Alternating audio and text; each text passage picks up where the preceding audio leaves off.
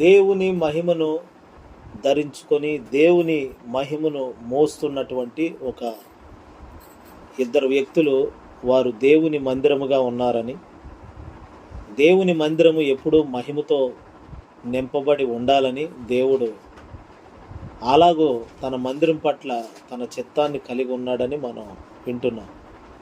దేవుని మందిరం అంటే అది ప్రార్థనా మందిరం అని, ఆ ప్రార్థనా మందిరంలో ప్రార్థన ఉన్నప్పుడు ప్రార్థన వలన దేవుని మహిమ కూడా ఆ మందిరం నిండా నింపబడి ఉంటుంది. కరెంట్ ఉంది, కరెంట్ ఉంటే దాని అర్థం కరెంట్లో నుండి వెలుగు బయటకు వస్తుంది.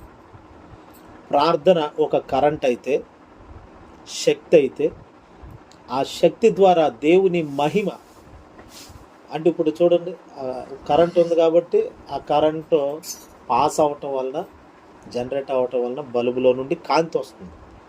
అలాగే ప్రార్థన శక్తి మనలో అధికంగా ఉంటే మనలో నుండి వెలుగు బయటకు వస్తుంది. ఆ బల్బుకి కరెంటు పవర్ తగలగానే ఆ బల్బులో నుండి వెలుగు వస్తుంది.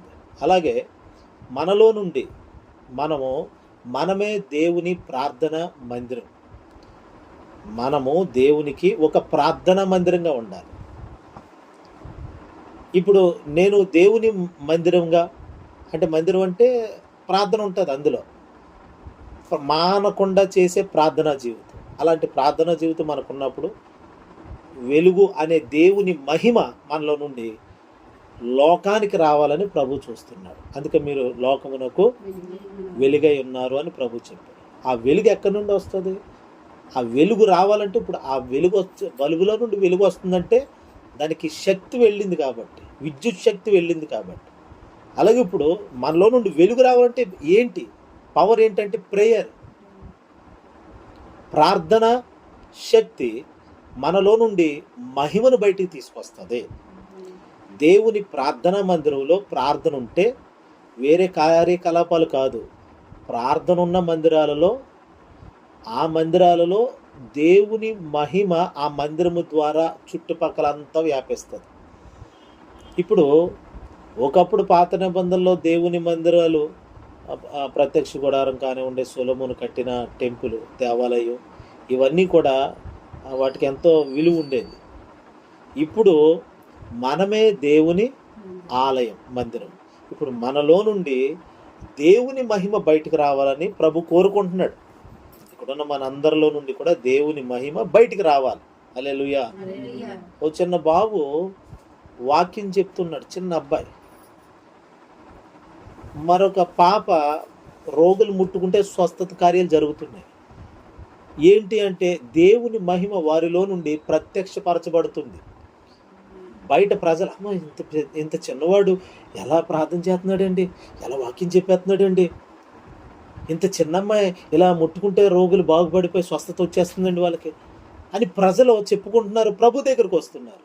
అంటే అదే దేవుని మహిమ. అలాగ మహిమ అంటే ఏదో కాంతిని మనలో నుండి వచ్చేస్తే మనం ఏదో సూపర్ మ్యాన్ లాగా బయటికి కనబడాలని కాదు, శక్తిమాన్లా కనబడాలని కాదు, కానీ కేవలం దేవునికి మహిమ రావాలి, ప్రజలు ఆయన దగ్గరికి రావాలి. దేవుని మహిమ మనలో ఉంటే, ఆ మహిమ మనలో నుండి బయటకు వస్తే ప్రజలు దేవునికి కనెక్ట్ అవుతారు. హల్లెలూయా. ప్రజలు మనల్ని చూసి వీళ్ళలో దైవశక్తి ఉన్నది, దేవుని మహిమ ఉంది వీళ్ళలో, నేను కూడా వెళ్ళే మందిరానికి, నేను కూడా వీళ్ళు నమ్ముకున్న దేవుని దగ్గరికి వెళ్ళాలి అని ప్రజలు అనుకోవాలి. అలా అనుకోవాలంటే మనలో నుండి ఏం రావాలి చెప్పండి? ఇప్పుడు మహిమ రావాలి. ఆ మహిమ, ఆ వెలుగు రావాలంటే దాని అర్థం మనలో పవర్ పెరగాలి. పవర్ అదేంటి? ప్రార్థనా శక్తి. అందుకని ప్రార్థన, ప్రతికూలమైన పరిస్థితుల్లో ప్రార్థన మానకూడదు, అనుకూలమైన పరిస్థితులు ఉన్నాయి కదా అని ప్రార్థన నిర్లక్ష్యము చేయకూడదు. ఎల్లప్పుడూ ప్రార్థన. హల్లెలూయా. అయితే ప్రార్థనలో మూడు అనుభవాలు ఉండాలని చెప్పాను మొన్నటి నుండి. ఏంటది? ప్రార్థనలో స్తుతి ఉండాలి, ప్రార్థనలో వాక్యానుసారమైన ప్రార్థన చేయాలి, ప్రార్థనలో పరిశుద్ధాత్మ నడిపింపు ఉండాలి. హల్లెలూయా. ఇప్పుడు మందిరంలో పరిశుద్ధాత్ముడు మనమే కదా, దేవుని ప్రార్థన మందిరం. మనలో స్తుతి ఉండాలి, మనలో వాక్యం ఉండాలి, మనలో ఏముండాలి చెప్పండి? మనలో ఏముండాలి? పరిశుద్ధాత్ముడు ఉండాలి. ఇప్పుడు ఈ ఈ ఈ విధమైనటువంటివి మనలో ఉన్నప్పుడు ఇప్పుడు ఒక పవర్ఫుల్ ప్రేయర్ చేయగలుగుతాం. అప్పుడు దేవుని దగ్గరికి ఆ ప్రార్థన వెళ్తుంది. ఇలాగా అప్పుడు మనల్ని దేవుడు ఏమంటాడంటే, నువ్వు ఒక మహిమ కలిగిన మందిరానివి అంటాడు దేవుడు. మనం మహిమతో నింపబడి మహిమతో కప్పబడిన మందిరాలు, దేవుని మందిరం మనమే. ఇప్పుడు ఇలాగా ఇద్దరు వ్యక్తుల్ని మనకు దేవుడు చూపిస్తూ మాట్లాడుతున్నాడు. ఆ ఇద్దరు ఎవరో? మోషే, ఏలియా. వారిద్దరు మహిమతో ఉన్నారు క్రొత్త నిబంధనలో. యేసుక్రీస్తు కొండ మీదకి ఎక్కి ప్రార్థన చేయడానికి కొండ మీదకి ఎక్కినప్పుడు ఆయనతో 3 శిష్యులు వెళ్ళారు. ఆ 3 ఎవరో? పేతురు, యాకోబు, యోహాను. 3 శిష్యులు. వాళ్ళు మహిమతో ఉన్నట్టుగా అక్కడైతే లేదు, కానీ యేసుక్రీస్తుతో మాట్లాడటానికి వచ్చిన ఆ ఇద్దరు వ్యక్తులు ఎవరో? మోషే, ఏలియా. వాళ్ళిద్దరూ మహిమతో కనబడుతున్నారు. యేసు ప్రభు మహిమతో కనబడుతున్నాడు, ఏలియా మహిమతో కనబడుతున్నాడు, మోషే మహిమతో కనబడుతున్నాడు. ఆయన మహిమను పొందాడు. ఆయనతో మాట్లాడడానికి వచ్చినటువంటి పాత నిబంధన పరిశుద్ధులు, ప్రవక్తలు, యాజకులైనటువంటి ఆ ఇద్దరు కూడా మహిమతో కనబడుతున్నారు. వారు మహిమతో ఆగపడి. చదవండి మాట ఇప్పుడు లోకాసు వార్త 9:30-31. ఈ 21 రోజులకి మూలవాక్యమే ఇది. మరియు ఇద్దరు పురుషులు ఆయనతో మాట్లాడుచుండేది. వారు మోషే, ఏలియా అనువారు. వారు మహిమతో అగపడి కనబడి. చూడండి, అంటే వాళ్ళు ఎలా కనబడుతున్నారంటే ఇప్పుడు మహిమతో కనబడుతున్నారు. అంటే వాళ్ళొక టెంపుల్, వాళ్ళొక మందిరం అయితే మహిమతో కనబడుతున్నారు చూసేవాళ్ళకి. మహిమ దేని బట్టి మహిమ? ఆ మహిమ ఏంటి? ఆ మహిమ దేనిని బట్టి? ఆ మహిమ సహవాసపు ప్రార్థన వలన. ఆ మహిమ మిక్కిలి సాత్వికమైన గుణాలు కలిగిన అనుభవాలు బట్టి. హల్లెలూయా. ఆ మహిమ దేనిని బట్టి అంటే ఎన్నో సంగతులు. ఉదయం కూడా ఆయనతో నడిచిన కారణాన్ని బట్టి, ఓర్పు సహనాన్ని బట్టి ఆ మహిమ అదిగో కనబడుతుంది. హల్లెలూయా. ఇప్పుడు మహిమకు కారణం ఇదిగో ఇవి. వారు మోస్తున్న మహిమ అలాంటిది. పాత నిబంధనలు అయిపోయిందా మహిమ? కాదు, కొత్త నిబంధనల మహిమ కనబడుతుంది మళ్ళీ. మోషే మహిమ ఏది అయిపోయిందా? పాత నిబంధన గతించిపోయింది కదా. పాత నిబంధన గతించిపోవచ్చేమో కానీ వారి పొందిన మహిమ గతించిపోలేదు, కనబడుతుంది మళ్ళీ. క్రొత్త నిబంధనలో యేసు ప్రభు కొండ మీద ప్రార్థన చేయడానికి వెళ్తే ఆయనతో మాట్లాడడానికి ఆ దర్శనంలో, ఆ ప్రత్యక్షతలో వారు కూడా ప్రత్యక్షమయ్యారు. అక్కడ మోషే ఉన్నాడు, అక్కడ ఏలియా ఉన్నాడు. ఎలాంటి ప్రవక్తలో మహిమ కార్యరూపంగా బయటకు వచ్చింది వాళ్ళ ద్వారా. దేవుని మహిమ కార్యాల రూపంలో బయటకు వచ్చింది. అందుకనే వారు ఆ మహిమను నిలుపుకున్నారు, కాపాడుకున్నారు, నేటికి మెయింటైన్ చేస్తున్నారు. ఆ మహిమ ఈ రోజుకి మహిమతోనే ఉన్నారు, మహిమలోనే ఉండిపోయారు ఇంకా. హల్లెలూయా. ఉదయం మోషేను గురించి మాట్లాడాం. మోషే మిక్కిలి సాత్వికుడు. అంటే ఆయనతో సహవాసం చేసినప్పుడే ఆ సాత్వికాన్ని సంపాదించుకుంటాడు. ఆయనతో ఇప్పుడు 6 నెలలు సహవాసం చేస్తే వారే వీరు అన్నట్లుగా ఒక వ్యక్తితో మనం ఎక్కువగా ఉంటుంటే ఆ వ్యక్తి బుద్ధులు, స్వభావాలు మనకు వస్తాయి. అందుకే సహవాసం, సరైన సహవాసం మనకుంటే దాదాపు ఒక 40-50% మనకి మంచి ప్రవర్తన దొరుకుతుంది, మంచి వారుగా ఉంటాం. మనం చెడ్డోళ్ళతో సహవాసం చేస్తే 50% చెడిపోతాం, మిగతా 50% మిగతా కార్యక్రమాలు బట్టి. అందుకనే సహవాసం 50% ప్రభావం చూపుతుంది మన మీద. మంచి సహవాసం కలిగిన వారమే ఉండాలి. మోషే తన జీవితం మంచి జీవితం, ఆ జీవితంలో ఇక దేవునితో నడవటం మొదలెట్టాడు. దేవునితో ఉండిపోయి చివరికి ఆ సాత్వికం అనే ఆయనలో ఉన్న ఒక గుణాన్ని పొందుకున్నాడు. అంటే యేసు ప్రభు ఒకవైపు చూస్తే మోషే అలా కనబడతాడు, మరోవైపు చూస్తే యేసుక్రీస్తులా కూడా కనబడతాడు. అందుకని యేసుక్రీస్తుకి మోషేకి కొన్ని పోలికలు కూడా ఉంటాయి. మోషే భూమి మీద మిక్కిలి సాత్వికుడు, యేసుక్రీస్తు అన్నాడు నేను సాత్వికుడను, దీన మనసు గలవాడను. ఏమిటి పోలిక? కావాలని చెప్పుకున్నారా? కాదు. ఆయనతో నడిచాడు కాబట్టి అది మోషేలోకి వచ్చింది. హల్లెలూయా. ఊరకనే సాత్వికుడు అవ్వలేదు. అందుకనే ఇప్పుడు మోషే ఒక మహిమ కలిగిన మందిరముగా ఉన్నాడంటే సాత్వికము కలిగిన వాడై ఉన్నాడని అర్థం.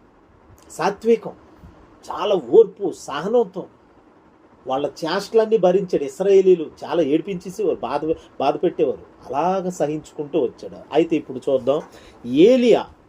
ఈ రాత్రి ఏలియాను గురించి ధ్యానం చేద్దాం. హల్లెలూయా చెప్పండి.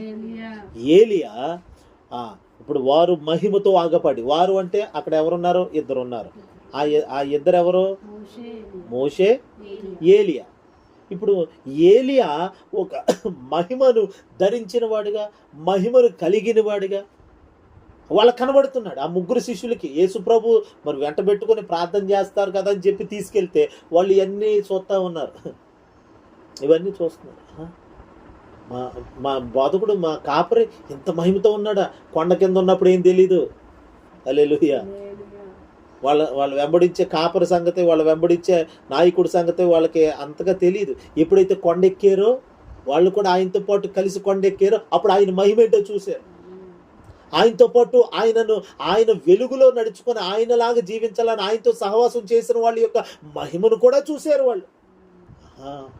ఆయనతో ఉంటే మహిమను కలిగి ఉంటామా అంటే ఆయన ఒక్కడే కాదు, ఆయనతో ఉన్న వాళ్ళకు కూడా ఆ మహిమ ట్రాన్స్ఫర్ అవుతుంది. ఆయనతో ఉన్న వాళ్ళకు కూడా మహిమ ఉంటుంది అన్నమాట. అందుకనే వారు కూడా అలాంటి మహిమకరమైన పరిచర్య చెయ్యాలని ఫిక్స్ అయిపోయారు వాళ్ళు కూడా శిష్యులు. హల్లెలూయా.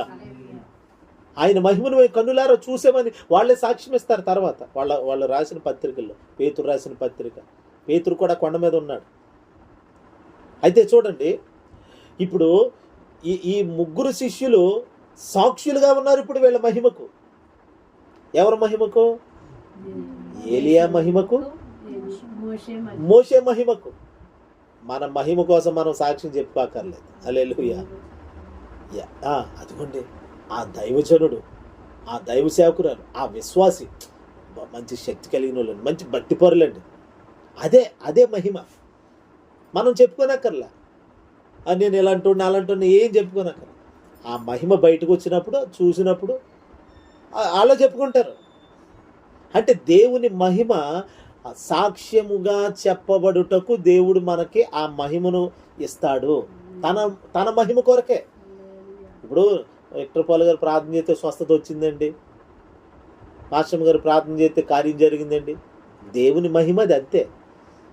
దేవుని మహిమే, ఆ మహిమ ద్వారానే ఆయనకు మహిమ కలగాలి. హల్లెలూయా. అందుకనే మహిమను వెంబడించాలి. మనం మహిమను ఇచ్చే దేవునితోనే సహవాసం చెయ్యాలి. మనల్ని ఆరిపేసేవాళ్ళు, మనల్ని కృంగదీసేవాళ్ళు, మనల్ని పూర్తిగా నష్టపరిచి నాశనం చేసేవాళ్ళు మన చుట్టూ ఉంటారు. అలాగని వారు మనకి ఎప్పుడు శత్రువులుగా భావించుకొని వాళ్ళని అసహించుకోకూడదు, కానీ వారి పట్ల జాగ్రత్త కలిగి ఎంతవరకో అంతవరకే వారితో మెయింటైన్ చేయాలి. మనకి మహిమనిచ్చే స్థలానికి వెళ్ళాలి తప్ప ఉన్న మహిమను దొంగిలించే స్థలాలకి వ్యక్తులకి ఇంపార్టెన్స్ ఇవ్వకూడదు. హల్లెలూయా. అందుకనే రక్షణలో చల్లారిపోవటం, ప్రార్థనలో తగ్గిపోవటం, సన్నిధికి రాకుండా ఆగిపోవటం ఇవన్నీ ఎందుకు జరుగుతుందంటే వెళ్ళకూడని స్థలాలు. అంటే అక్కడ మహిమ లేదు. ఈ మహిమను నువ్వు పొందిన రక్షణ, ఆ వెలుగు, ఆ మహిమతో నువ్వు అక్కడికి వెళ్ళి ఒక ఉద్దేశంతో వెళితే పర్వాలా. నేను ఇక్కడ ఏదైనా ఒక మార్పు చెయ్యాలి, దేవుడు నన్ను ఇక్కడికి వెళ్ళమన్నాడు అని వెళితే పర్లేదు. లేదు, దేవుని చిత్తం లేకుండా, దేవుడు చెప్పుకోకుండా వెళ్ళకూడని స్థలాలకు కనుక వెళితే ఉన్నది బాగొట్టుకొని మొత్తం ఓడగొట్టుకొని వచ్చేస్తాం. అలా జరిగిపోతుంది. అందుకనే భక్తి జీవితంలో చల్లారిపోవటం కానీ, వెనకబడిపోవటం కానీ అలా జరుగుతుంది. ఎప్పుడు కూడా వెళ్ళొద్దు. దేవుడు వెళ్ళమంటే వెళ్ళాలి. నన్ను దేవుడు పాలకొల్లికి వెళ్ళమన్నాడు కాబట్టి వచ్చాను.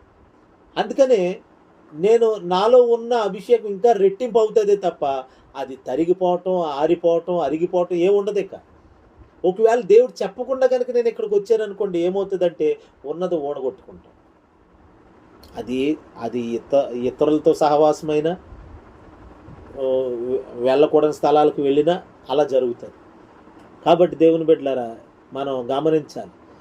యేసుతో వాళ్ళు పాత నిబంధనలో దేవునితో నడిచారు.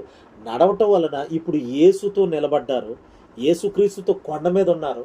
కొండ మీద ఉన్నవాళ్ళు ఈ రోజుకి మహిమతోనే కనబడుతున్నారు వాళ్ళు. ఒకవేళ మనం కూడా దర్శనం కనిపెట్టి చూస్తే వాళ్ళు ఇంకా మహిమతోనే ఉంటారు. వాళ్ళ మహిమే ఆగిపోలేదు. ఎందుకంటే ఏ స్థలంలో ఉండాలో ఆ స్థలంలో ఉన్నారు. ఎవరితో సహవాసం చేయాలో వారితో సహవాసం చేసి, అందుకని వారి మహిమ అలా అలా స్టెబిలిటీగా ఉంది, స్థిరంగా ఉంది. మరి మన వెలుగు, మన మహిమ, మన రక్షణ ఎందుకు చల్లారిపోతుందంటే ఇదిగో ఇది లోపం తెలిసిన తర్వాత సరి చేసుకుంటే ఇప్పుడు మరలా దేవుడు మండిస్తాడు మన. హల్లెలూయా.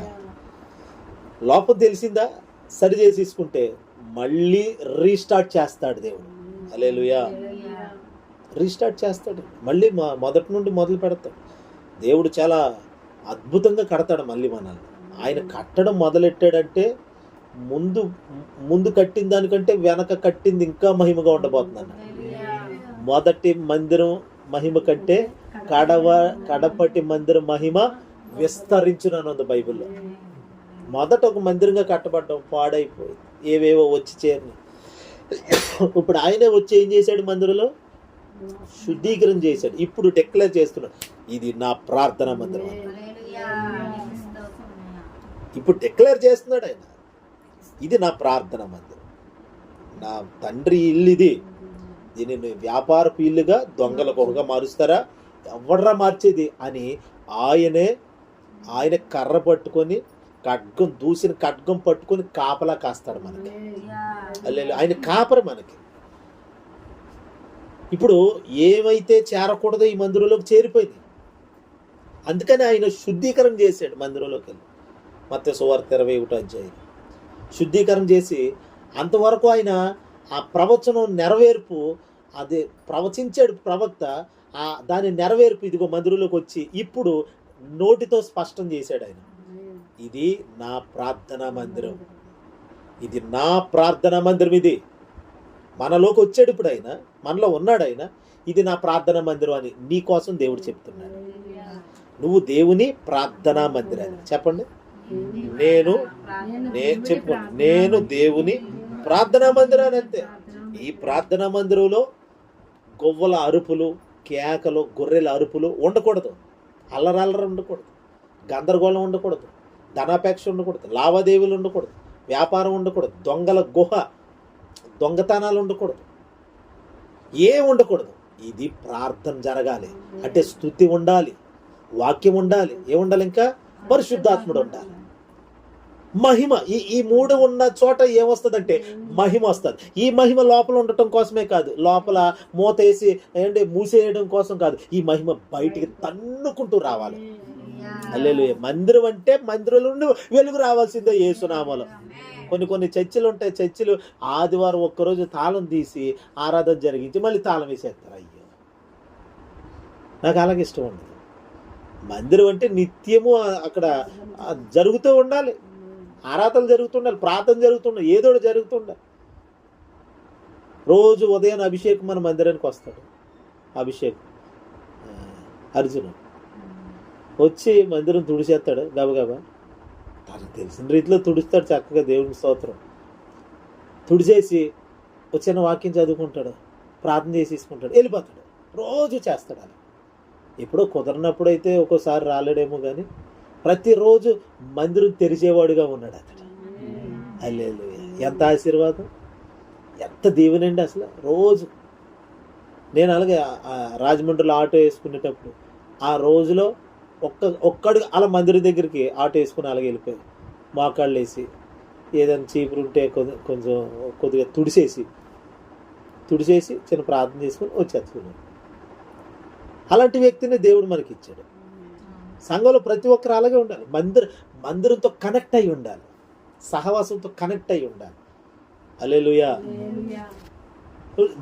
ఆ ఆశీర్వాదం చూస్తాడు అతడు, చూడండి, అనుభవిస్తున్నాడు, ఇంకా చూస్తాడు. హల్లెలూయా. మనకు అప్పులే ఉండవు యేసునామములో. అభిషేక్ అప్పులు ఉండవు తెలుసండి. అప్పు అంటే భయం. చాలా ఆశీర్వాదకరంగా పని చేసుకుంటాడు, ఆరోగ్యంగా ఉంటాడు.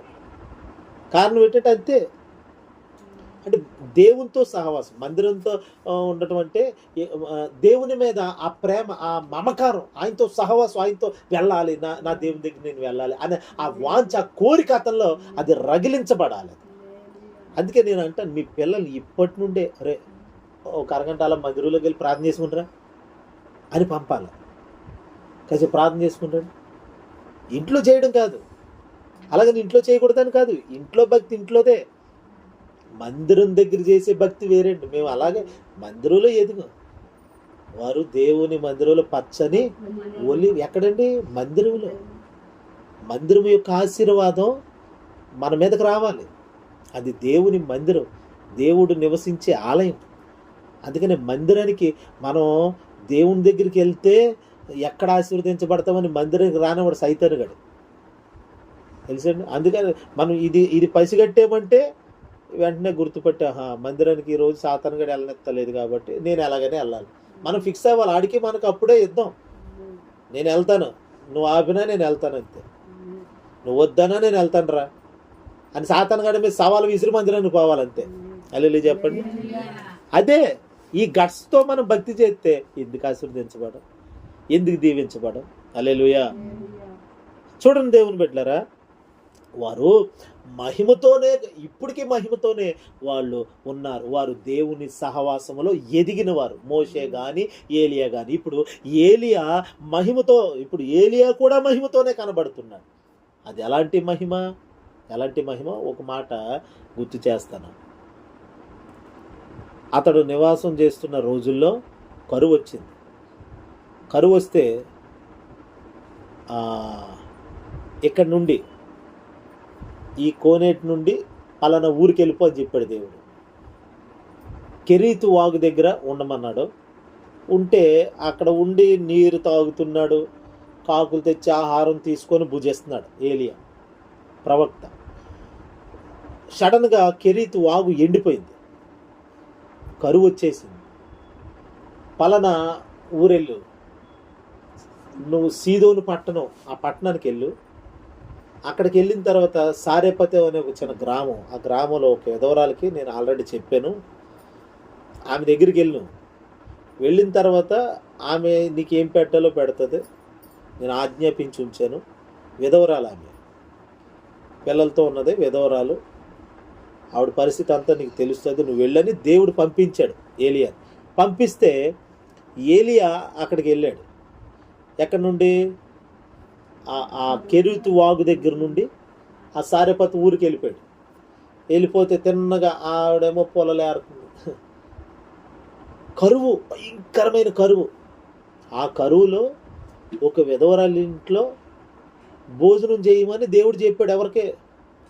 ఏలియాకి. ఏలియా పోయి అమ్మా కొన్ని మంచినీళ్ళు తే అన్నాడు అంతే. వెళ్ళేటప్పుడు అదే చేత్తో ఒక అప్పము అంటే ఒక రొట్టె ముక్క తీసురా అన్నాడు. ప్రయాణం చేసి వచ్చాడు కదండి, నాకు రొట్టె ముక్క కావాలి. అయ్యా, తొట్టెలో అంత పిండి ఉంది, బుడ్డిలో అంత నూనె ఉంది, ఇప్పుడు నాకు నా కుమారుడికి మాత్రం సరిపోతుంది. ఇది తినిన తర్వాత ఇంక మా జీవితం రేపటి నుండి ఇంకేమీ ఉండదు. ఎప్పుడు ఆకలి చావు వస్తుందా అని ఎదురు చూడటమే. ఎందుకంటే ఈ దేశం అంతా కరువుతో ఉంది, ఎక్కడ ఏమీ దొరకని పరిస్థితి. ఎండిన కట్టెలు తప్ప వండుకోవడానికి కావలసిన సరుకులు ఏమీ లేవు. ఉన్నదే అది. నేను చెప్తున్నాను కదా, నువ్వు వెళ్ళి తీసురా అంటే అంత కరువులో, హల్లెలూయా, అంత కరువులో, అంత కష్టములో దైవజనుడి మాటకి లోబడి ఆమె వెళ్ళి మంచినీళ్ళతో పాటు అదిగో అప్పము కూడా తీసుకొచ్చి మొదటి అప్పము దైవజనుడికి పెట్టింది. హల్లెలూయా. అలా పెట్టిన తర్వాత చూడండి, అక్కడ కరువు ఉన్నన్ని రోజులు కూడా తొట్టిలో పిండి అవ్వలేదు, బుడ్డిలో నూనె తగ్గలేదు, తక్కువ కాలేదు. చదువుతాం చూడండి, మొదటి రాజుల 17వ అధ్యాయం, మొదటి రాజుల గ్రంథం 17వ అధ్యాయం, మొదటి రాజులు గ్రంథము 17వ అధ్యాయము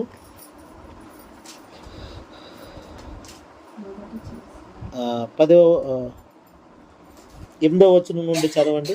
అంతటా యెహోవా వాక్కు మొదటి రాజుల గ్రంథం 17:8 నుండి అంతటా యెహోవా వాక్కు అతనికి ప్రత్యక్షమై ఎలాగూ సెలవిచ్చెను.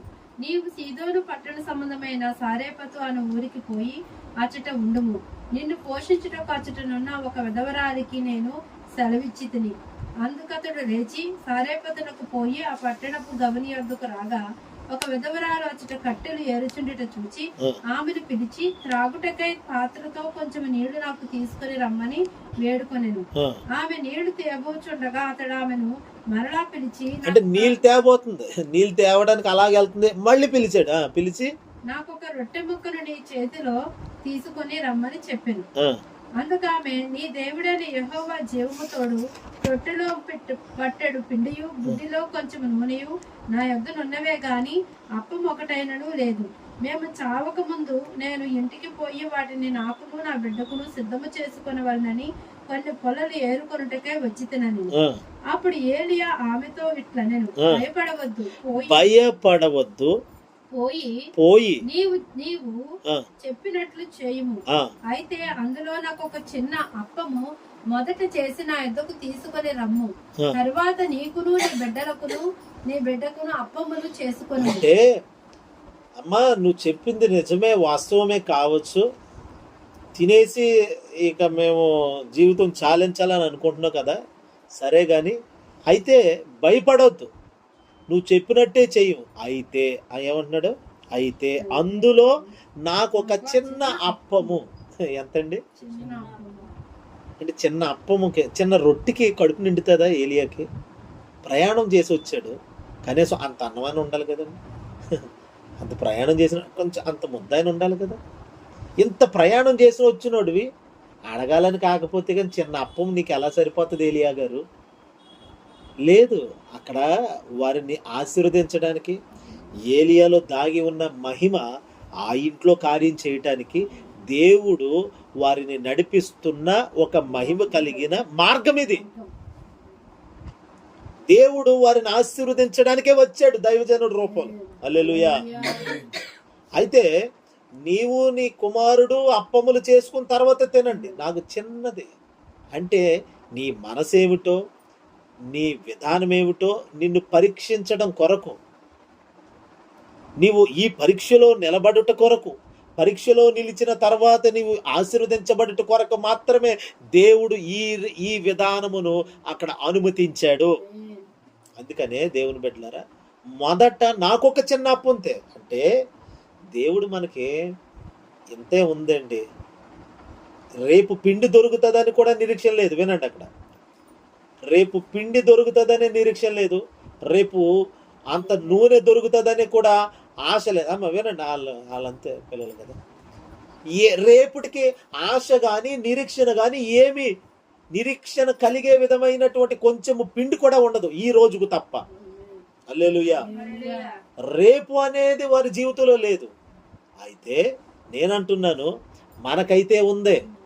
హల్లెలూయా చెప్పండి, మనకైతే ఉంది. ఈ రోజు 100 రూపాయలే వచ్చినాయా? ఈ 100 రూపాయల్లో మొదటి భాగం దేవునికి అలా పక్కన పెట్టడం, అలా పెట్టడం నేర్చుకోండి. ఇందాక మీరు ఎన్నో కష్టాలు బాధలు చెప్పారు, దేవుడు నాతో చెప్పిన మాట ఇదే చెప్పాడు. ఇలాంటి కష్టాల్లోనే, ఇలాంటి శ్రమల్లోనే దేవుణ్ణి మనం సన్మానించిన వారిగా, దేవుణ్ణి కనపరిచిన వారిగా మనం ఉండాలి. ఉంటే మన స్థితి, ఆ బుడ్డిలో నూనె తక్కువ కాలేదు, 3.5 సంవత్సరాలు తొట్టిలో పిండి ఇక అవ్వలేదంట, రోజు అప్పములు వేసుకుని తింటున్నారంట. దైవజనుడు తృప్తిగా తింటున్నాడు. మొదటేమో చిన్న అప్పంతోనే మొదలైంది ఆ ఇల్లు. హల్లెలూయా. చిన్న అప్పముతో ఆరంభించబడినటువంటి ఆ ఇల్లు రొట్టెలిల్లుగా మారిపోయిందండి. అది రొట్టెలిల్లుగా మారిపోయింది ఆ ఇల్లు అంతా. ఎలాగా? దైవజనుడి మాటలో.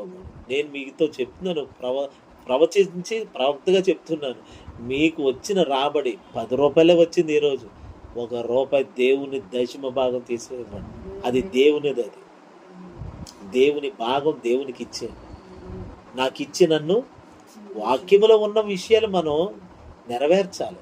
అప్పుడే మనకు ఆశీర్వాదం కలుగుతుంది. దేవుని వాక్యంలో మనం వినటం, ప్రార్థన చేసేయడం కాకుండా దానిని అవలంబించాలి, అనుసరించాలి. ఈరోజు 50 రూపాయలే మీ కష్టం, రోజు అంతా రెక్కల ముక్కలు చేసుకుని కష్టపడ్డారు, 100 రూపాయలు వచ్చింది. 100 రూపాయలు దేవుని ఎంత? 10 రూపాయలు పక్కన పెట్టేసి మిగతా 90 రూపాయలు వాడు. అలాగే 10,000 వచ్చిన రోజు 1000 రూపాయలు తీసి పక్కన పెట్టాలి. ఇప్పుడు 100 రూపాయలు 10 రూపాయలు తీయడం తేలికే కావచ్చు, 10,000లో 1000 రూపాయలు అమ్మ బాబు ఎంత ఇవ్వాలా? సైతానుగాడు అలాంటి మనసును పుట్టిస్తాడు. కాబట్టి దానికి లొంగకుండా దేవుని వాక్యాన్ని మనం నెరవేర్చాలి. అప్పుడు కష్టాలు పోతాయి దేవుని బట్టి. ఏలియా కాలంలో ఇలాంటి కరువు, అతని జీవితంలో కరువు కలిగిన కుటుంబం ఎదురైతే ఏలియాలో ఉన్న మహిమ కరువుని తీర్చగలిగింది. హల్లెలూయా. నువ్వు ఒక మహిమ కలిగిన మందిరాన్ని అయితే మహిమ ఉన్న చోట కరువు ఉండదు. కరువు అనేది రాకోకుండా, కరువు తెలియకుండా సమృద్ధిగా పోషిస్తాడని దేవుని వాక్యంలో రాయి. వారి కరువులో చూడండి ఆ మాట,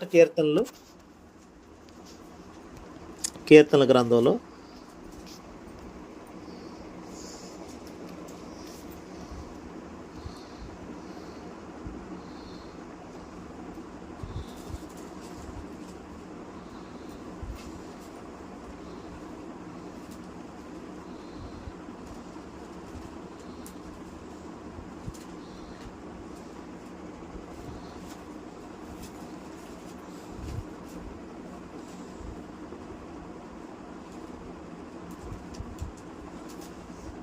చూడండి 33వ కీర్తన 18వ వచనం.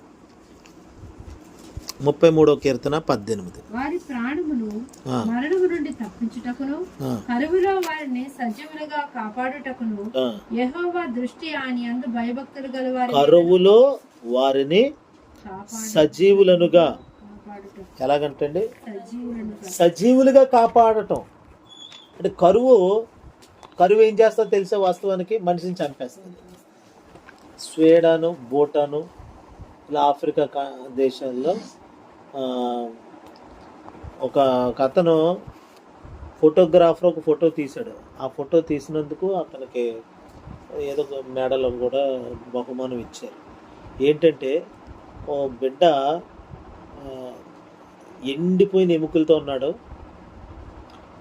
చావడానికి సిద్ధంగా ఉన్నాడు. ఈ లోపల ఒక రాబందు అక్కడ రెడీగా అలా కాసుకొని కూర్చుంది. కొరప్రాణంతో అలా ఊగుతున్నాడు. ఒక రాబందు ఆ పిల్లోడు ముందు అలా ఎదురు చూస్తుంది, ఎందుకంటే చచ్చిపోతే తినేద్దామని.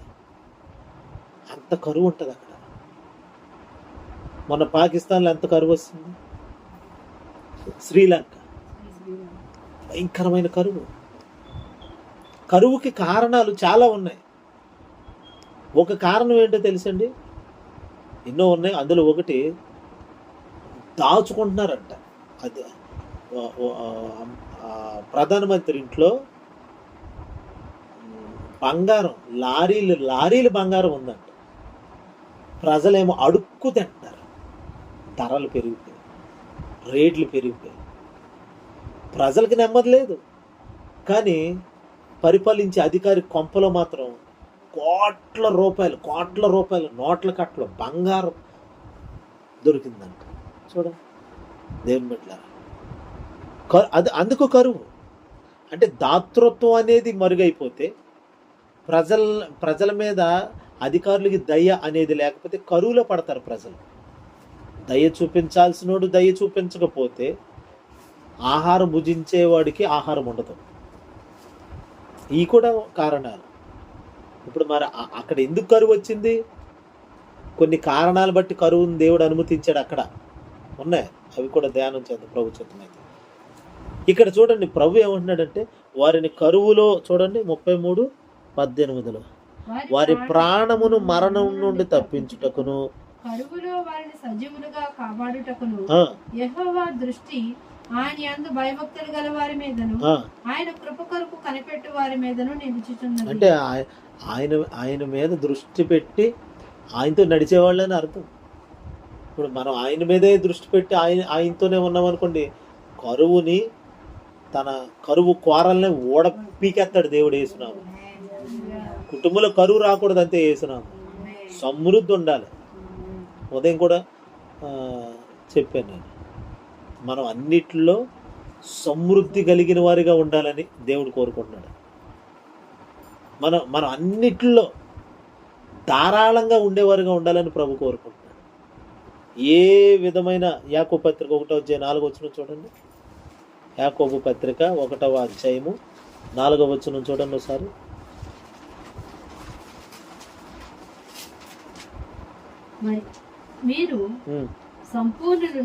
మీరు సంపూర్ణులను అనునాంగులను ఏ విషయములోనైనను, అదిగో పట్టుకోండి ఆ మాట, ఏ విషయములోనైనను కొదువు లేని వారునై ఉండునట్లు. అదే కదా, ఏ విషయంలో మీరు కొదువలేని వారునే. మరి కొదువులు ఉన్నాయి లేదు ఇప్పుడు? మరి చెప్పండి, ఉందా లేదా మనకు?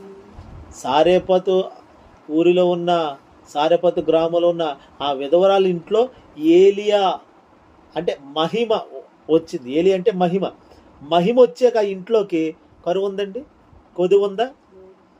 చూడండి ఆ మాటలు కూడా. తర్వాత 1 రాజుల గ్రంథం 17వ అధ్యాయం 14 నుంచి చదవండి. భూమి మీద యెహోవా వర్షం కురిపించు వరకు ఆ తొట్టిలో ఉన్న పిండి తక్కువ కాదు, బుడ్డిలో నూనె అయిపోదని ఇశ్రాయేలు దేవుడైన యెహోవా సెలవిచ్చి ఉన్నాడనెను. అంతటా ఆమె వెళ్ళి ఏలియా చెప్పిన మాట చొప్పున. ఇప్పుడు చిన్న అప్పం అడగమన్న సంగతి ఎవరు అడగమన్నారు? ఎందుకని మొదట ఏలియా అడిగాడు. అసలు అది అడగమన్న సంగతి ఎవరు? దేవుడే అడిగాడు. అది ఈరోజు దశంభాగం కోసం నేను చెప్తున్నానంటే దేవుడే చెప్తున్నాడు. హల్లెలూయా. దేవుని భాగాలు దేవునికి చెల్లించాలి అంతే. మన బాధలో పరిస్థితుల తర్వాత సెకండరీ. దేవుని ఈరోజు ఏమీ లేదు. ఈరోజు ₹1 ఉంది, రూపాయలు 10 పైసలు అంటే నమ్మకత్వం. దేవునికి తక్కువైపోయి కాదండి ఇక్కడ. మన యథార్థత, మనము దేవుని పిల్లలమే అని, ఆయనకి పుట్టిన పిల్లలం అన్నట్లుగా ఈ క్రియలే మన మీద సాక్ష్యం పలుకుతాయి. శబాష్ నా కుమారుడు అనేటట్లుగా. హల్లెలూయా. ఎందుకంటే అది దైవనీతి అంటారు దాన్ని. అది దైవనీతి. అది నీతి యావత్తు అలా జరగవలసిన కొన్ని కార్యాలు ఉంటాయి. అది అలా జరగాల్సిందే. ఇక ఒక విధవరాలు మందిరంలోకి వచ్చింది, పేద విధవరాలు. ఇక ఆమెకి ఏమీ లేదు. అలాంటి ఆవిడ కానుకెత్తే మందిరంలో యేసుప్రభు ఏమన్నాడంటే, మీ అందరికంటే ఎక్కువ వేసింది అన్నాడే కానీ, అమ్మా నువ్వెంత పేదరికంలో అయ్యో ఏమి, ఇప్పుడు మళ్ళీ ఆటో ఎక్కి ఇంటికి వెళ్ళడానికి కూడా డబ్బులు లేవు కదా నీకు, అయ్యయ్యో అది కూడా వేసేసావా, అయ్యో సరేలే వద్దులేమా అన్నాడా? యాక్సెప్ట్ చేశాడు, అంగీకరించాడు ఆయన. హల్లెలూయా. ఆయన అంగీకరించదగినదే మన నుండి కోరుకుంటున్నాడు. కాబట్టి దేవుని బిడ్డలారా, ఈ విషయాల్లో కొంచెం జ్ఞానాన్ని కలిగిన వారమే నడుచుకోవాలి. మన పరిస్థితులన్నీ ముందు పెట్టుకొని ప్రభా అనకూడదు. ఆయన్నే ముందు పెట్టి, ప్రభా నువ్వు ఇది చేయమన్నావు, నేను ఇది చేస్తున్నాను, నా పరిస్థితుల్లో కూడా నువ్వు ఓ సోకు చూడు నాయన. హల్లెలూయా. అందుకని ప్రభువుని సన్మానించవలసిన విధానంలో సన్మానించేయాలి. మనం చేయాల్సిన నీతి కార్యాలు చేసేసి రెడీగా ఉండాలి. ఆయన వచ్చి తీసుకెళ్తాడు, ఆయన వచ్చి చూసుకుంటాడు. హల్లెలూయా. వెళ్ళమన్నాడు ఏలియాని, వెళ్ళాడు, అలా ఉన్నాడు. మహిమ వెళ్ళింది. ఏలియా వెళ్ళాడంటే మహిమ. ఆ విధవరాలు ఇంట్లో ఏమీ లేదు, అంత చిన్న పరిస్థితి ఉన్నప్పుడు అడుగు పెట్టాడు. నేను మళ్ళీ చెప్తున్నాను, దేవుని సేవకుడిగా నేను మళ్ళీ ఇంట్లో అడుగు పెట్టే రోజుకి దేవుడు పరిస్థితులు మెరుగుపరచబోతున్నాడు. హల్లెలూయా. నేను చెప్పినట్టు నడుచుకోండి, నేను చెప్పినట్టు చేయండి, ప్రభు కార్యం చేస్తాడంతే. హల్లెలూయా. ఆ తర్వాత యెహోవా సెలవిచ్చి ఉన్నాడు. 15వ వచనం. అంతటా ఆమె వెళ్ళి ఏలియా చెప్పిన మాట చొప్పున చేయగా అతడును ఆమెయు ఆమె ఇంటి వారును అనేక. చూడండి, అతడు ఆమె ఇంటి వారంటే ఒక కుమారుడే కదా. ఆమె ఇంటి ముందేమో కుమారుడు, ఆమె అంటే ఆమెతో పాటు ఆమె కుమారుడు. ఇప్పుడు ఇంటి వారంటే అంటే బంధువులు కూడా వచ్చేసారు ఆ ఇంటికి. హల్లెలూయా. తినటానికి ఎంతమంది వచ్చారు ఇప్పుడు?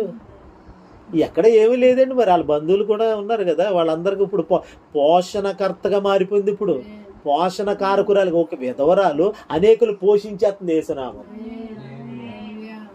ఇది కదా మహిమ అంటే. దేవుని మహిమ ఇంట్లోకి రావటం అంటే, దేవుని మహిమ ఇల్లంతా ఆవరించడం అంటే, మన నిండా దేవుని మహిమ ఉండటం అంటే ఏమిటి? కరువులో కూడా పోషించబడటమే. అంత కరువు ఉండొచ్చు కానీ కొంపలో కరువు ఉండకూడదు అంతే. మన ఇంట్లో ఉండకూడదు అంతే యేసునామం. అలా సవాలుగా తీసుకో, నా ఇంట్లో కరువు ఉండటం ఏంటి ప్రభువా, నా ఇల్లు ఎప్పుడు ఒక జీవపు ఓటగా ఊరతా ఉండాలి యేసునామం. హల్లెలూయా. అలాగా చూడండి, ఆమెయు ఆమె ఇంటి వారును, చదవండి, అనేక దినములు, అది ఎన్ని దినాలంట? అనేక దినాలంటే తర్వాత ఇంకో చోట 3.5 సంవత్సరాలు. అంటే వర్షం వచ్చే వరకు, యెహోవా భూమి మీద వర్షము కురిపించే వరకు. అంటే వర్షం ఎందుకు? పంటలు పండటానికి. మళ్ళీ ఏలియా ప్రార్థన చేయాలి. హల్లెలూయా. ప్రభు నువ్వు వర్షం కొరకు అప్పుడే ప్రార్థన చేయగానే ఉంటాడు. వర్షం రావాలని ప్రార్థన చేయకు, రాకూడదని 3.5 సంవత్సరాలు చేయి. నేను ఎందుకంటే వీళ్ళందరినీ ఈ కరువులో పెట్టి వాళ్ళకి ఒక పాఠం నేర్పించాలనుకుంటున్నాను.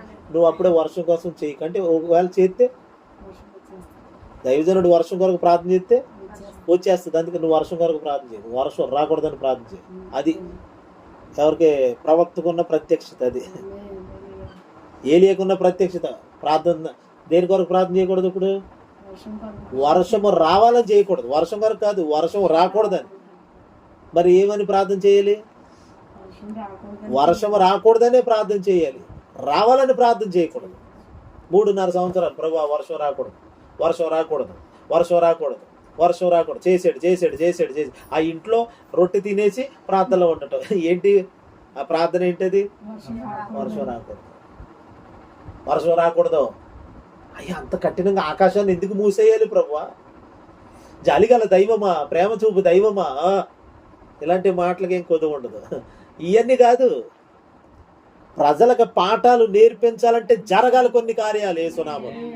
దేశంలో బుద్ధి రావాలంటే కొన్ని కార్యాలు జరగాలి యేసునామములో. మన రాష్ట్రంలో కూడా కొన్ని కార్యాలు జరగాలంటే దేవుని నీతి కార్యాలు జరగాలి. హల్లెలూయా. ప్రజల మనోనేత్రాలు తెరవబడట కొరకే దేవుడు కొన్ని కార్యాలు చేస్తాడు, బిగిస్తాడు. కొన్నిసార్లు ఆకాశాన్ని ఎత్తటి దానిగా మార్చేస్తాడు, కొన్నిసార్లు వర్షపు నీటి బొట్టు కూడా లేకుండా చేశాడు 3.5 సంవత్సరాలు ఏలియా కాలం. అప్పుడు వారి అవస్థలన్నీ చూసి వారు అప్పుడు దేవుని వైపుకు తిరిగి, అప్పుడు ఏది నీతో ఏది న్యాయమో అప్పుడు తిరిగిన కారణంగా యెహోవా దేవుడు అని ప్రజలు గ్రహించిన తర్వాత ఇప్పుడు ప్రార్థన చేయి ఏలియా. అప్పుడు ప్రార్థన చేశాడు, దేవా మా దేశానికి వర్షము కావాలయ్యా.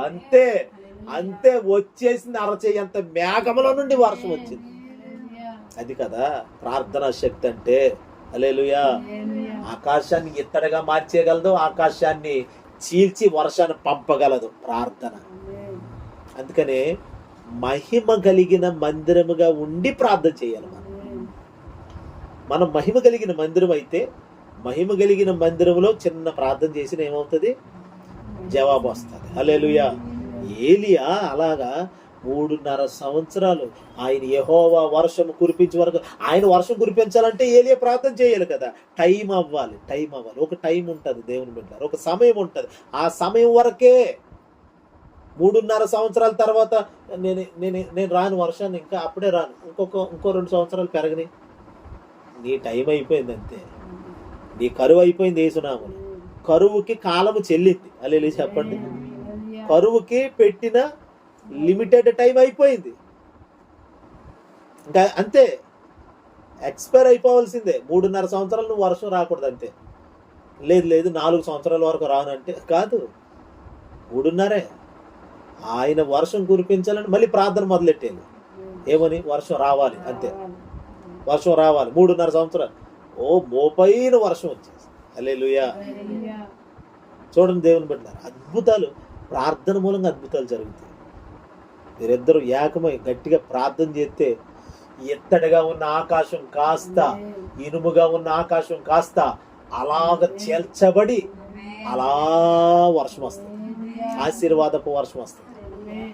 బయట పరిస్థితులు, బయట స్నేహాలు, బయటి కార్యకలాపాలన్నీ కట్ చేసుకొని దేవునితో సంబంధం కలిగి మహిమ కలిగిన మందిరంగా మార్చబడి ప్రార్థనలో కొనసాగితే తప్పకుండా అదిగో కరువులో కూడా సమృద్ధిగా పోషిస్తాడు. హల్లెలూయా. సమృద్ధి రావాలంటే ఆయన మార్గాలు వేస్తాడు, కొత్త మార్గాలు సృష్టిస్తాడు, అవసరమైతే కొత్త పనులు ఇస్తాడు. యేసునామం ఇదే పని ఇంక ఇదే చేయగలను లేదు, కొత్త దాన్ని కూడా అపాయింట్ చేయగలను. నూతనమైనది ఇస్తాడు, నూతనమైన చోటులో నుండి రాబడిని రప్పించగలడు ఇంట్లోకి. హల్లెలూయా. దేవునికి అసాధ్యమైందంటే ఏది లేదు. మన దగ్గర ప్రణాళికలు అయిపోవచ్చు, మన దగ్గర ప్లాన్లు లేకపోవచ్చు, దేవుని దగ్గర బోల్డ్ ప్లాన్లు ఉన్నాయండి. ప్లాన్లు ఇచ్చేవాడైనా, ప్లాన్లు అమలు చేసేదైనా, ప్లాన్ సక్సెస్ చేసేదైనా ఏమండి దానిని జరగకోకుండా చేసేది కూడా ఆయనే. అందుకనే ప్రభు నాకు మంచి ప్లాన్ ఈ ప్రభు, నాకు మంచి ఆలోచన ఈ ప్రభు అంటే ఎందుకు ఇవ్వడండి? తప్పకుండా ప్రభు గొప్ప ప్లాన్తో ముందుకు వస్తాడు. ఈ వారంలో దేవుడు ఆ కార్యాలు చేస్తాడు. కాబట్టి నిరీక్షణతో ఇక ప్రభువుని పట్టుకొని వదలొద్దు, గట్టిగా పట్టుకోండి, ప్రభు కార్యం చేస్తాడు. ఏలియా అంటే మహిమతో ఉన్న ఏలియా సారెపతు ఊరి ఆ గ్రామంలో ఆ విధవరాలు ఇంట్లో అడుగు పెట్టాడు. మహిమ ఎప్పుడైతే వచ్చిందో ఆ ఇంట్లోకి, కళ వచ్చింది ఆ ఇంటికి. ఆ ఇంటికి కరువు పోయింది, దైవ కళ వచ్చింది. బంధువులు అందరూ వచ్చారు. అమ్మ అమ్మ అమ్మ అమ్మో నీ ఇంట్లో ఆహార రొట్టెలు దొరుకుతున్నాయి అంట కదా, కొంచెం మాకు కూడా పెట్ట. కూర్చోండి పిన్ని, వదినా కూర్చోండి. అమ్మ ఆ ఇల్లు అంతా రోజు రొట్టెల వాతావరణం, రొట్టెల పండగ జరుగుతుంది ఆ ఇంట్లో. అల్లి చెప్పండి, ఆ ఇంట్లో రోజు ఆహారం. ఇంకంటే ఆమె ఒక్కరితో నడువడిపోయేలాగా అట్లేస్తుందండి. ఆమె కూర్చుంటదే, ఎందుకంటే వచ్చిన వాళ్ళందరూ ఏం చేస్తారు, ఇంకా ఈవిడికి పరిచారకులు అయిపోయారు. ఇప్పుడు ఆ ఇంట్లో ఈవిడికి పరిచయం చేసేవాళ్ళు రెడీ అయిపోయారు. ఇప్పుడు అంతా మొదట ఆమె మొదలెట్టింది అప్పమ్మతో, ఇప్పుడు అనేకులు వచ్చి చేరారు ఆ ఇంట్లోకి. ఇప్పుడు ఈమె కాదు ప్రయాసపడేది. దైవజనుడు ఏలియాకి ఒక గదిలో ఉన్నాడు చక్కగా, హల్లెలూయా, ప్రార్థనలో ఉంటాడు. టైం అయితే అక్కడ ఆహారం పెడతారు, తీసుకొని తింటాడు, మళ్ళీ ప్రార్థనలోకి వెళ్ళిపోతాడు. మరి ఈమె పని ఏంటి? దైవజనుడిని దగ్గరుండి చూసుకోవడం ఇంక ఈమె పని. మరి ఈమె మరి ఇంకో పని ఏంటంటే, యువతల పని ఏంటంటే అట్లన్నీ రెడీగా అవుతున్నాయా లేదా, సేవకుడికి ఆహారం సిద్ధపడుతుందా లేదా, తర్వాత ఇంకెంతమంది ఉన్నారు మీరు వేసుకు తినండి, పిండి అవుతలేదు కదండి ఆ ఇంట్లోని. హల్లెలూయా. పిల్లలు లెగిసి అమ్మ 2 గంటలకి మధ్యరాత్రిలో 2 గంటలు లెగిసి అమ్మ ఆకలి వేస్తుందమ్మా ఒక రొట్టె ముక్క వేయి అన్నాడు అనుకో, ఇప్పుడు పిండి ఎక్కడదే. ఉదయం టిఫిన్ టైంలో 9 అయిపోయాక 8 గంటలకు టిఫిన్ వేసి పెట్టాం, మళ్ళీ ఇంకోటి అడుగుతాం, లేదురా పిండి లేదురా. ఆ ఇంట్లో లేదని మాట లేదు. ఇప్పుడు ఏ టైంకి అట్టు కావాలంటే వెళ్ళి వేసుకొని తినే చేస్తున్నాము. నేను అదే అంటున్నాను, ఒక మహిమ ఉంటే, మహిమ ఉన్న చోట ఏ టైంకి ఏది కావాలన్నా అది అక్కడ అనుగ్రహింపబడును గాక. అది లేదు కానీ ఉండేటట్లు చేస్తుంది దేవుని మహిమ. అది దేవుని మహిమ, మన మహిమ కాదు. అది దేవుడు ఏలియాకి ఇచ్చిన మహిమది. ఆ మహిమతో నింపబడ్డాడు. కాబట్టి మహిమ అంటే స్తుతించడం, వాక్యానుసారంగా నడవటం, పరిశుద్ధాత్మ నడిపింపులో ఉండటం, ఆయనతో నిత్యం మాట్లాడుకోవడం. ఇదే మహిమ. ఈ మహిమను అలా మెయింటైన్ చేస్తే ఎక్కడుంటే అక్కడ, ఖాళీ ఇంట్లో ఏమీ లేని ఇంట్లో అడుగు పెడితే ఆ ఇంట్లో అన్నీ వచ్చేస్తాయి. ఆయన ఇస్తాడు. అదే మహిమ అంటే. మరి కష్టపడకుండా ఎలాగొచ్చేస్తాయండి? కూర్చో, దేవునితో మాట్లాడు, ఆయన తెచ్చి పెడతాడు.